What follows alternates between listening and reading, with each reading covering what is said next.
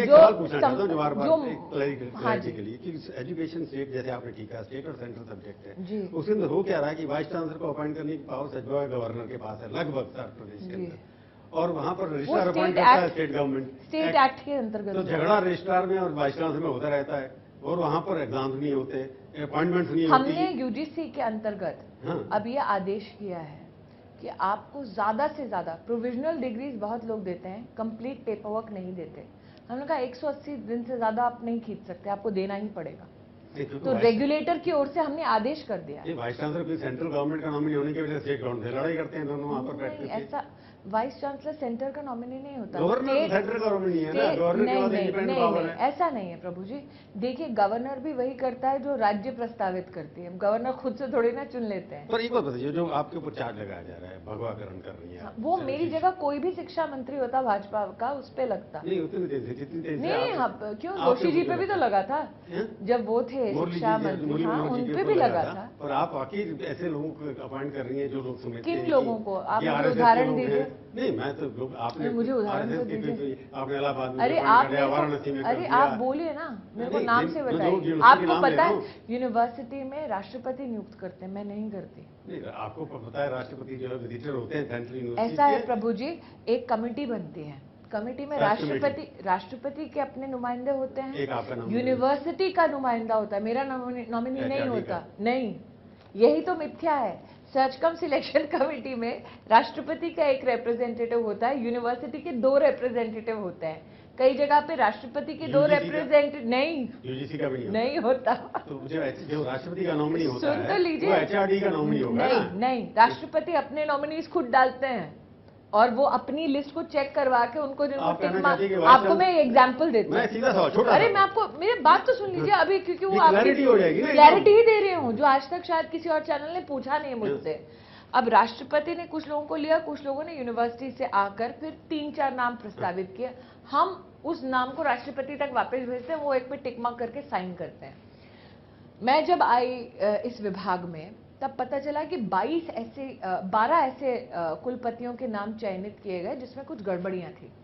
और मैंने राष्ट्रपति महोदय जी से समय लेकर पूछा कि सर यहाँ पे ये गड़बड़ियां दिखाई देती हैं, क्या करना चाहिए? तो उन्होंने कहा उचित आपको संवैधानिक कार्रवाई करनी चाहिए। प्रभु जी आप सोच नहीं सकते कि जिन लोगों को मैंने कहा कि आप वापस रिवाइज करके नाम देखिए, वो लोगों के ऊपर सीबीआई का केस था। ऐसे लोगों के नाम पहुंचे थे राष्ट्रपति जी के पास पिछली सरकार के माध्यम से। तो यूपीए सरकार के केसेस थे, जी आजकल भी लग रहा है कुछ लोगों के खिलाफ ऐसे जैसे विश्व भारती में एक अभी जो वीसी को हमने हटाया, वहां सीबीआई का छापा पड़ा। तो ऐसे कई केसेस हैं। 4 एनआईटीज में सीबीआई के केस चल रहे थे, एक आईआईटी में सीबीआई का केस चल रहा था, 4 यूनिवर्सिटीज में गबन का केस चल रहा था जब मैं आई।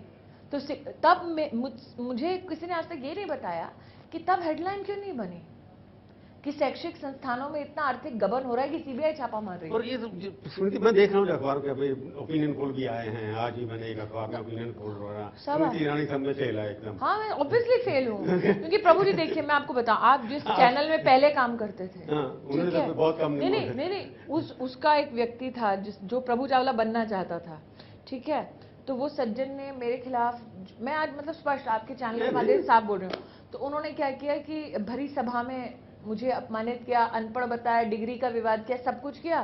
फिर आज से 2 महीने पहले ऑफिस में चुपचाप माफी मांगने आए।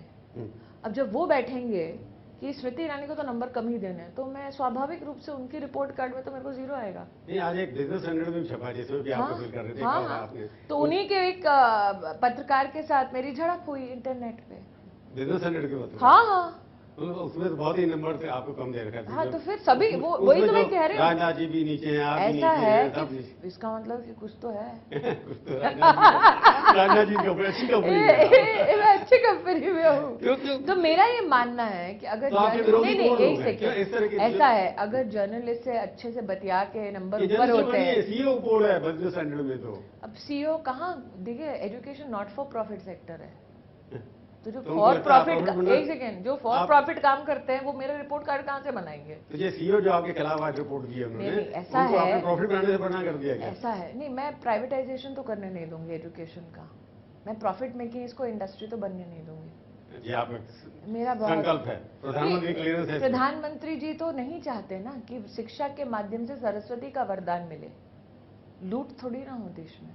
तो इसका मतलब है कि प्राइवेट वाले आपके ऊपर प्रेशर डाल रहे हैं जो नहीं, ऐसा है नहीं। मैं इतना कहना चाहती हूँ कि पिछली सरकार में एक और उदाहरण देती हूँ जिसका प्रमाण मैं दे सकती हूँ। पोस्ट ग्रेजुएट मैनेजमेंट डिप्लोमा के इंस्टीट्यूट्स लगभग 300 ऐसे इंस्टीट्यूट्स हैं जो मेरे पास आए। उन्होंने कहा हम 6 साल से भारत सरकार के खिलाफ केस लड़ रहे हैं। तो मैंने कहा किस विषय पे केस लड़ रहे हैं? उन्होंने कहा जी जब सिब्बल साहब थे तब उन्होंने हमारे ऊपर एक कानून लगा दिया कि अगर हमें एडमिशन करना है तो वो बताएंगे कब करना है, कितनों का एडमिशन करना है तो वो बताएंगे। मैंने कहा क्यों, ऐसा क्यों है? मुझे अटपटा लगा। मैंने रेगुलेटर के साथ मीटिंग बुलाई।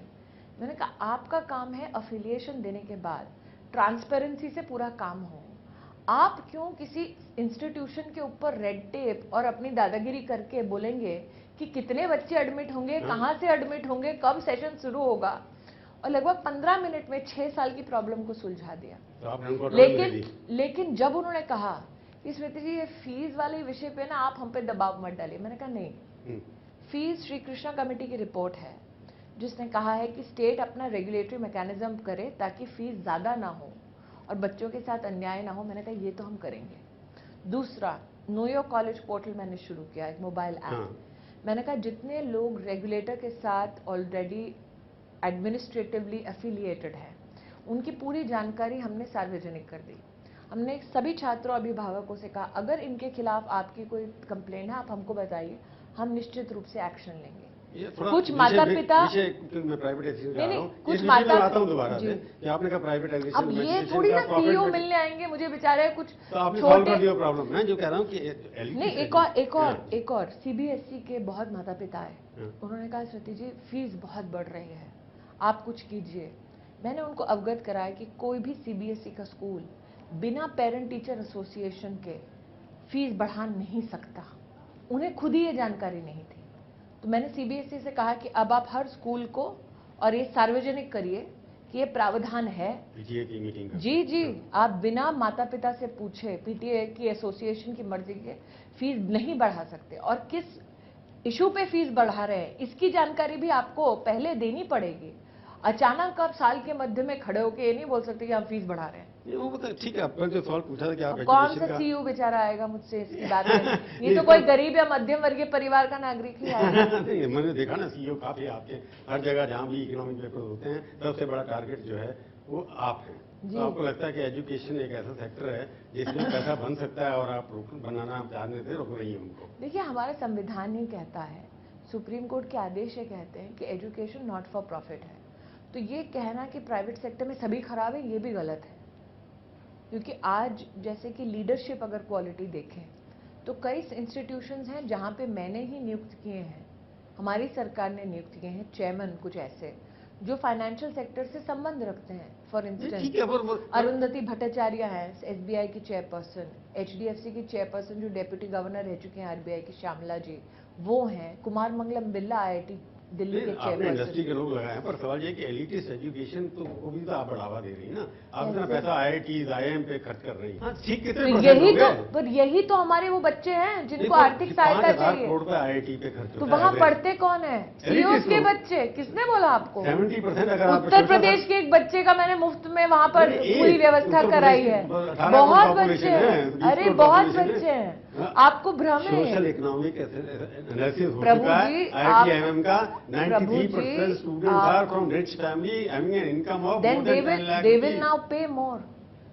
They will pay more. But they are not paying as जितनी No, but इन्वेस्टमेंट they आप are. कर रहे हैं, They जितना are. आप इन्वेस्ट कर रहे हैं। They will now नहीं, pay मैं 2 lakh primary and more. Primary education में आपने बजट नहीं बढ़ाए हैं और आप प्रभु आईआईटी जी, आईआईएम में बढ़ा मैंने रहे हैं। प्राइमरी एजुकेशन से संबंधित एक बार अफसरों से कहा कि हमने हर रिपोर्ट में ये प्रमाण दिया है कि हर 1 किलोमीटर 2 किलोमीटर में स्कूल बन गया है। हाँ। तो आपका बजट हर साल एक कैसे हो सकता है? एक बार ढांचा बन गया उसी बात तो सिर्फ छोटा न्यूनतम होगा। नहीं, न्यूनतम तो आपको सिर्फ उसकी मेंटेनेंस के लिए लगना है, बाकी तो आपको कब होगा बजट? तो ये बार बार बोलना ये बजट वैसा नहीं है जैसे पिछले साल था। अरे बाबा जब सारे स्कूल बन गए तो बजट थोड़ा तो कम होगा। एक बार बन गया, अब जो आपने कहा कि कैसे पता चलेगा कि वहां तो स्कूल ही नहीं है, कागज पे है। सबसे बड़ा प्रमाण है जो स्वच्छ विद्यालय का कार्यक्रम हमने किया। स्वच्छ विद्यालय में हमने क्या किया, प्रधानमंत्री जी ने 15 अगस्त 2014 को घोषणा की कि क्या ये संभव है कि एक साल में सभी सरकारी स्कूल में हम लोग लड़कियों के लिए अलग से टॉयलेट की व्यवस्था करेंगे। 17 अगस्त को मैंने ऑनलाइन वेब पोर्टल पे सारे जिले, सारे गांव, सारे स्कूलों का डेटा उपलब्ध करा दिया। मैंने कहा अगर इसमें कोई गलती हो आप हमको बताइए, क्योंकि भारत सरकार के पास डेटा प्रदेश की सरकार से आता है। बिल्कुल कह रही हैं, हम भी उसके ऊपर स्टडी कर रहा हूं, मैं आपको इन्फॉर्मेशन दे रहा हूं। सुन लीजिए, अभी सुन लीजिए। फिर हमने उसमें कोर्स करेक्शन देखा। कई जगह पे लोगों ने कहा या तो टॉयलेट नहीं या तो स्कूल ही नहीं, ये सारी हमने करेक्शंस की।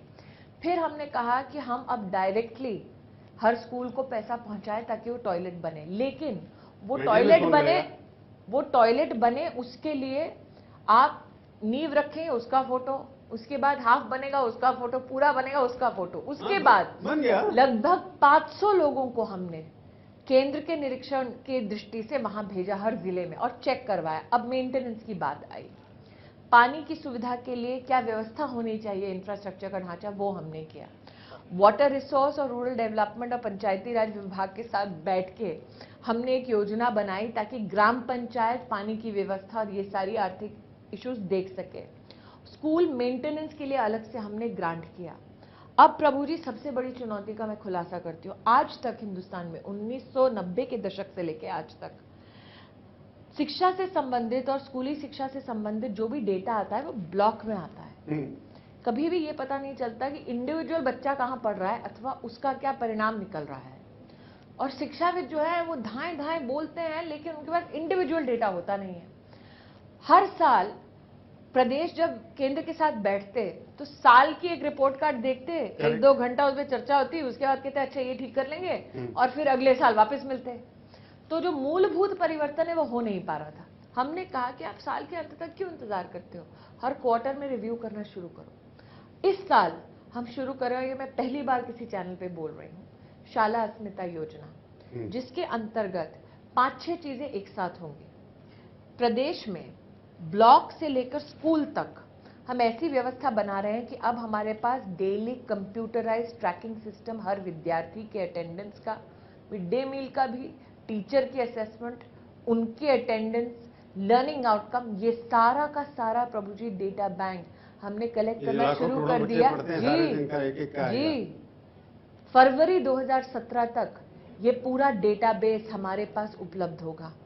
हम राज्यों से 15 राज्यों में हम शुरू कर चुके हैं तालमेल, सभी राज्यों से बात कर रहे हैं। आगामी 1 महीने में, ये पहला चैनल है, मैं नेशनल वाइड पहली बार बोल रही हूँ कि 1 महीने में इस स्कीम को हम लोग राष्ट्र के सामने प्रस्तुत करेंगे।